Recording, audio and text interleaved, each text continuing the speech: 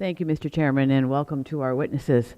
I agree with my colleagues on the other side of the aisle that we should make the regulatory process at the Department of the Interior more transparent and accessible to the average American, especially policies that set rules and regulations on our nation's public lands, which belong to all Americans.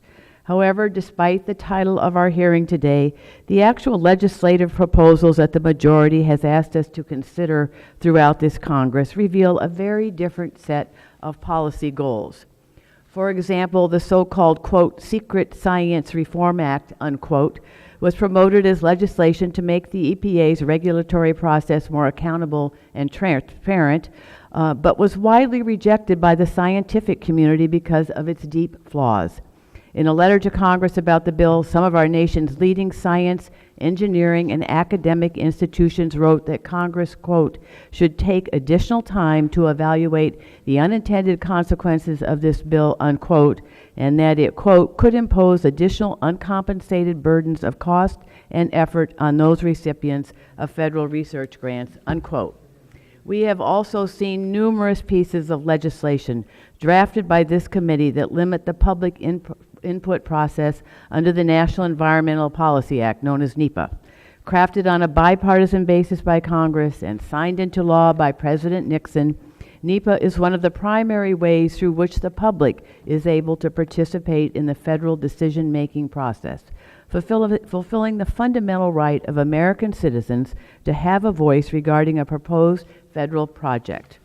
Despite this long bipartisan history, we've seen numerous proposals that roll back NEPA by drastically cutting the number of days required for public comment periods, creating broad new categories of projects that don't require any public comment periods at all, and completely eliminating access to the courts.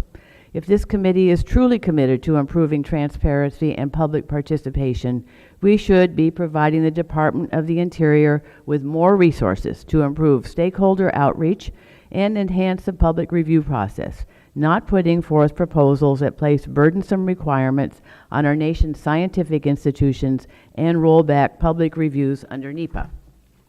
But turning to our witnesses, Mr. Heim, welcome to the committee.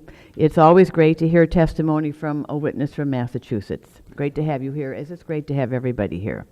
Mr. Heim, in the report that you co-authored disclosing the facts, you demonstrate that while some oil and gas companies are voluntarily improving their public disclosures, and I commend those companies for that, there is still a lot of work to be done. How interested are investors that you work with in hearing about oil and gas company disclosures, and why is disclosure so important to them? I think it's very important. Just an example, I was on the steering committee for a group called the Principles for Responsible Investment, which right now has over 1,000 signatories worldwide of asset owners and managers. I think it's $50 to $70 trillion total assets management of companies are committed to responsible investing, many Wall Street firms.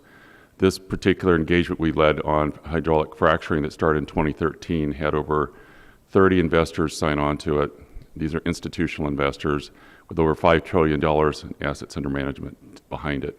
So it's been very much of interest to investors worldwide, whether it be in Australia or Europe or here in the United States or in Canada. And is their interest, there may be a laudable interest in just wanting to know what the threats are of some of these new technologies, but how does not knowing what those issues might be impact their investments? Well, it's the uncertainty, and that's a key thing. Investors want certainty. So I am familiar with JP Morgan, which did use the predecessor report called Extracting the Facts as a guide for looking at 100 oil and gas companies, since they're a major lender to the industry, just to see how well they're applying practices which reduce risk.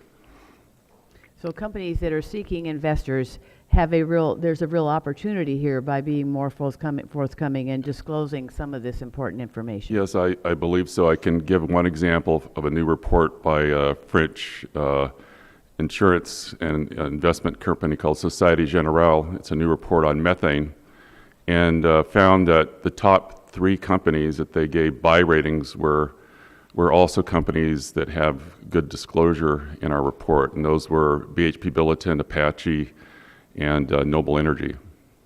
Thank you for your testimony. I yield back.